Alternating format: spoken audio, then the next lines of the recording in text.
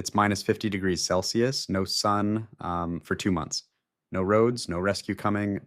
You have no phone, no GPS, no heated cabin, just snow, ice, and your own two hands.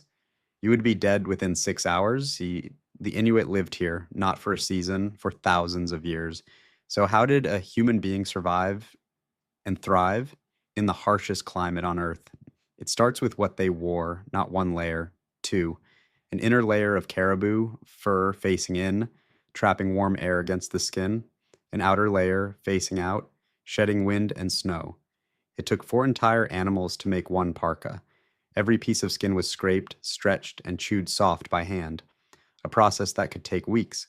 The stitching was so tight, so precise, that it kept out wind and water without a single drop of glue, rubber, or modern fabric. Boots were made the same way.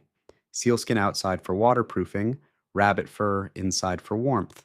Scientists who've studied this clothing came to an uncomfortable conclusion. In raw insulation, it outperforms most modern synthetic gear. You'd spend $2,000 on a North Face expedition jacket. An Inuit hunter built something just as effective, with a bone needle and animal sinew for thread. Now picture this. The storm hits. You need shelter. Right now. A modern person would freeze searching for materials. An experienced Inuit builder could cut snow blocks and raise a complete igloo in under 1 hour. One knife, no nails, no tools beyond bone or antler. And here's the part that sounds impossible. Outside, minus 45 degrees. Inside, as warm as plus 16. A 60-degree difference, like created entirely from snow. The trick is physics most people never think about. Snow is full of trapped air pockets. Air doesn't conduct heat well, so the dome becomes a natural insulator.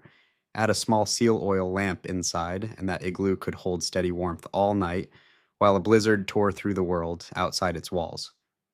Some igloos were small, built for one hunter for one night. Others were massive, interconnected domes housing 20 people, used for community feasts and dances. You would not have known where to start. They could build it blind, in the dark, in a whiteout. Now you need to get home. But there are no roads here, no street signs, no trees, just white in every direction. For 2 months a year, the sun doesn't rise at all. How do you not get lost? Forever. Inuit hunters read the land the way you read a phone screen. The direction snow drifts told them which way prevailing winds blew, and that told them direction. The texture of sea ice told them how thick it was, and whether it would hold their weight. The stars, when visible, gave them fixed points across a featureless white horizon, and when none of that worked, they built ridges of stacked stone, called Inuksut, markers meant to outlast a single lifetime, guiding the next traveler who passed through. Some of these stone markers are still standing today. Some are over 1,000 years old. No compass, no map, no satellite, just memory, passed down generation after generation. Now, the part that decided whether you lived or died, food. There's no agriculture here. No crops grow in permafrost.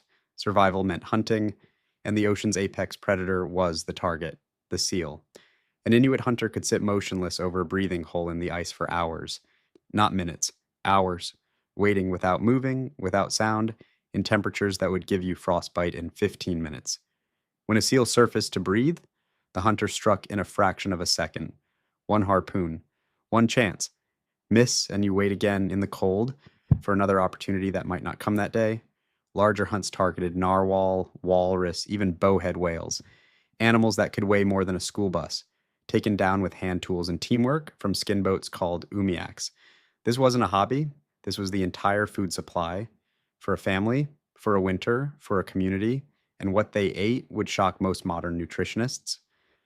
90 to 99% of the traditional Inuit diet was animal product. Meat, fat, organs, almost no plants, almost no carbohydrates. By every rule of modern nutrition, this diet should have caused disaster. And yet for thousands of years, it sustained entire populations through brutal Arctic winters.